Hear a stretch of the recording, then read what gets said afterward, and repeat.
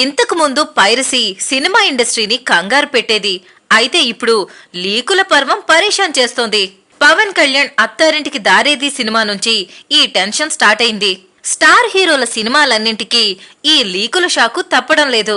Latest గా Pawan Kalyan cinema కూడా ఈ బెడద ఉంటుందనే టెన్షన్ లో చిత్ర యూనిట్ ఉందట. త్రివిక్రమ్ డైరెక్షన్ లో తెరకెక్కబోతున్న ఈ సినిమాకు సంబంధించి ఎలాంటి లీకులు జరగకుండా జాగ్రత్త పడుతున్నారట.